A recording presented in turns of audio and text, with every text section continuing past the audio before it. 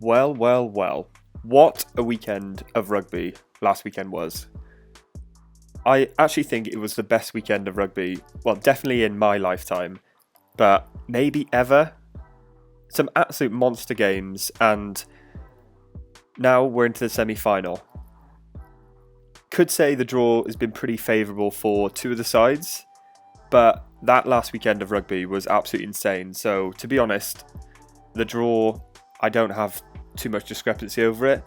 Obviously, being English, it is quite nice having England in the semi-final, but I am a little bit cautious about this game on the weekend.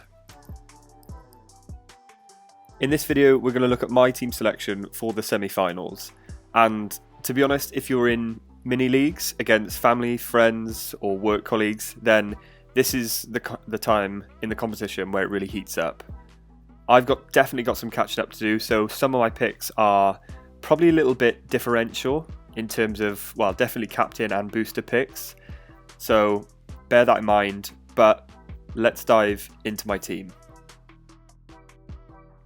So starting off in the front row, I've gone with Thomas Gallo, Bongi Mbonambi, and Gomez Cadello. So Thomas Gallo for me has been a pretty solid pick for, I think the past 3 or 2 rounds already. Has scored some pretty decent points, racked up over 40 points against Samoa, but thereafter in all the other games, just into the 20s. And to be honest, in the semi-finals now, I would take a 20 score. I think, props are not really going to be differentials. They're not going to perform out of this world, maybe like a winger will. So he's a solid pick, and I think he's going to do quite well, even though Argentina are probably going to lose to the All Blacks. Now, Mbonambi is a pretty interesting pick. So even though he's basically vice-captain, he does actually come off in the game, which I was pretty shocked at in the quarterfinals. Dion Ferry did perform pretty well as well, so hats off to him, but he's not necessarily a hooker through and through. He plays on the back row. Mbonambi also hasn't scored great points in this World Cup at the moment, so I guess I'm not filling you guys with too much hope. But the hope is that they're going to win scrums outright against England, or I guess South Africa are definitely hoping. I think they're just going to try and squeeze England in the pack and then let loose out wide maybe later in the second half. So that's the hope, and hoping Mbonambi does that in the first half. And then my other prop is Gomez Cadello, and much like Gallo, he's been a solid performer, not set the world alight at all with regards to points. If I'm honest, budget was definitely a little concern in this. And also, you're only allowed to pick 5 players from each nation. Definitely wanted 5 South Africans and 5 All Blacks. It was just whether I was going to pick an English or Argentinian prop, and I've stuck with both Argentina props now. In the second row, I've gone with Maro Itoje and Petty. So Itoje has performed okay. The last round he scored 44 points, which was actually really decent, and I definitely take that. In the round before, he scored 29 points. I would also probably take that. However, the previous 3 games didn't really score great, didn't score above 16 points in any game. Essentially, we just need Itoje to make loads of tackles and possibly get a pretty good line break, which he did against Fiji. Do I think that can happen? Well, yeah, definitely. He definitely rack up tackles. England are probably going to defend quite a lot against Africa. Itoje will also probably stay on the whole game. And if England are to win, he's going to have an immense game. And as for Petty, well, he probably should have been sent off in the previous game with that Tompkins hit. However, he's here and he's in my team again. If he scores 20 points again like he did last time, I'd probably take it. Again, like Gomez Cadello, he's 4 credits, so really cheap and allows me to essentially pick a star-studded backline, which I'm hoping is going to be the differential point. In the back row, to be honest, I've gone pretty big. So I've gone with Ben Earl, who's been England's outstanding player of the tournament, definitely in my opinion. Peter Steph-Totoy, who is also, renowned for World Player of the Year, right? And I've gone with Ardie Savea, who has led from the front for the All Blacks pretty decently so far. So starting with Ben Earl, I am really torn with last week because I was almost going to swap him for Olivon last minute. And obviously, he had such a good game, 52 points, which is definitely a differential this late on into the competition. Do I expect him to do that again? Probably not. England are probably going to be under the pump a little bit more territory-wise. So I think there's going to be a lot of kicking.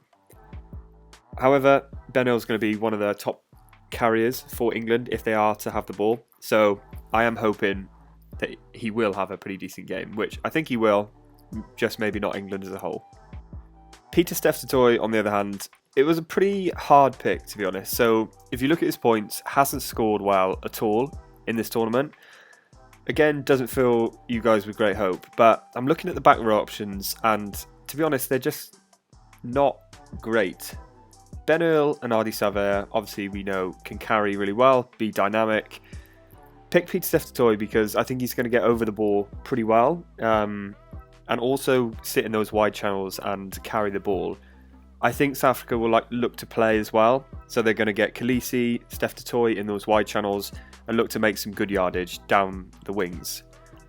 That's the way I see it playing out. I just hope he scores a fair few more points than he has done in the tournament so far.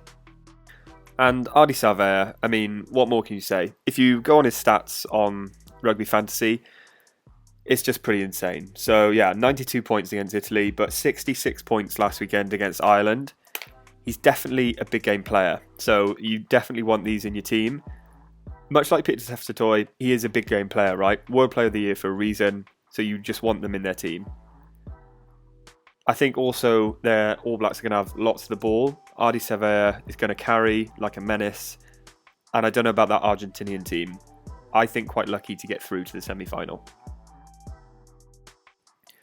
At halfbacks, I've gone with Cobus Reinach, who's starting for South Africa, and Richie Mo'unga. So Reinach has actually done pretty decently. We all know he loves to score tries. Romania scored 89 points, but yeah, outside of that, again, hasn't set the world alight. He did come off pretty early against France for Faf de Klerk, who I actually thought played really well. If Faf was starting, then I probably would have picked him. However, Reinach gets the nod just essentially because he's starting. And I do think that England fixture is going to be pretty tasty for him, especially playing for Northampton for a fair few seasons, so against those English boys. Much like Savea, Richie Mo'unga is a big game player. So if you look at the past 3 games, Richie Mo'unga's points, Italy, Uruguay, Ireland, 42, 51 and 46 points. So that's, absolutely insane. He also kicks for New Zealand, so going to get pretty good kicking points. If you've got your super kicker, could be an option as well, because I think the All Blacks are going to get some pretty decent points against Argentina. But for me, Mo'unga has that running threat. So like I picked Smith last week, he has that running threat to get some good meters and carry the ball really far. So for me, Mo'unga is the best pick. In the centres, this is where I had some deliberation. So Rieko Ioane I've got in, and also Jesse Kriel. However, I was torn between Kriel or Manu Tuilagi, just on the basis that Tuilagi is England's big game player. So if they are to win, Tuilagi is going to have a stormer. However, unfortunately for me, I am back in South Africa to do the job on England. Rieko Ioane has performed pretty amazingly, to be honest, in this fantasy. 38, 43, 51 and 41 points. If he scores like that again, it's going to be pretty decent. And just under 20% of people have selected him as well. We obviously know his finishing capabilities when he gets in those wide channels. Being a centre, he has come in and had to do a bit more dirty work, carrying the ball, sealing off for rucks. However, I think New Zealand are going to have lots of the ball and really stress that Argentinian defence. And Jesse Kriel, probably much of the same. So I do expect South Africa to squeeze England in the first half and then pretty much squeeze them out wide after they're tired, and also England's shaky defence. And I do expect Kriel to make some good line breaks, get on that outside channel as well. Maybe follow up wingers on an inside ball to score a try at that 13. So yeah, that's why I've picked Creel. Scored pretty decently last time out, 38 points, and that was from line breaks. Also got a try assist, which is pretty nice too. And now into my back three, which is definitely where I'm going to either get most of my points or going to fall behind in my leagues once again. So I have gone with Cheslin Kolbe as my captain and boosted triple captain. I've also gone with Will Jordan and Mark Talea, just because I think that All Blacks back three, going to tear up, to be honest. Now, Cheslin Kolbe, we all know what he did against England in last World Cup in 2019 in the final. Yeah, as I said, I do expect South Africa to squeeze them in the first half, and then out wide with Kolbe, Arendse, just absolutely tear them up out wide. So Kolbe is probably a differential pick in terms of captain, maybe not for overall. Just under 30% of people have picked him.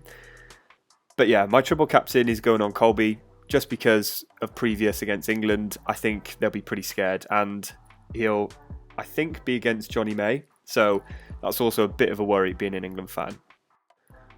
Will Jordan is probably most people's captain pick and probably most people's triple captain pick. So he's been picked 41%. So that's, just, 50% more people have picked him than Cheslin Kolbe. So in terms of differentials, Jordan, I guess, is not as a differential as Kolbe. He's probably the smartest and best pick. So Argentina, we know, had a bit of stress against Wales' attack. This New Zealand attack is unlike anything we've seen. So I just think they're going to run rampant. So I was debating putting captaincy on Jordan. I just need differential captain, that's all. Similar with Mark Talea, I think the All Blacks are just going to tear up that Argentinian defence. Him and Will Jordan on the wings are pretty terrifying, and having been essentially banned from last game internally within the All Blacks, I think he's going to want to come back and really prove a point. Much like he did against France in that opening game, 90 points, and that was even with a loss. We obviously know 2 tries, but the line breaks that he made were absolutely ridiculous. Only played 2 games, France and Italy. He scored 90 and then 75 points. So, yeah, he's a big game player. Yet to be proven, I guess, in experience-wise, but now's his chance. And yeah, I think in terms of differential pick, it could be worth putting that captaincy on Talea. So that is my team for the semi-finals. As you just heard, I'm probably debating my captain pick a little bit too much. Talea, Jordan, Kolbe, it literally could go on anyone. Let me know who you've picked. Well, first of all for your team, but then who you're going to pick captain-wise and which booster you're going to pick. I presume most of us are going with triple captain just because of the fixtures, but let me know down in the comments. Your best captain picks. If you did enjoy the video, then please give it a like. Also subscribe to the channel because there's a lot of fantasy now coming in the world of rugby. There's Premiership fantasy that I'm actually started, but obviously haven't started videos for that. If there's the need and a lot of us play it, then I can start doing videos. So subscribe to the channel, turn notifications on to not miss out for the remainder of the World Cup. We've got 2 weekends left, so let's make it special. Thanks for watching, and I'll see you in the next one.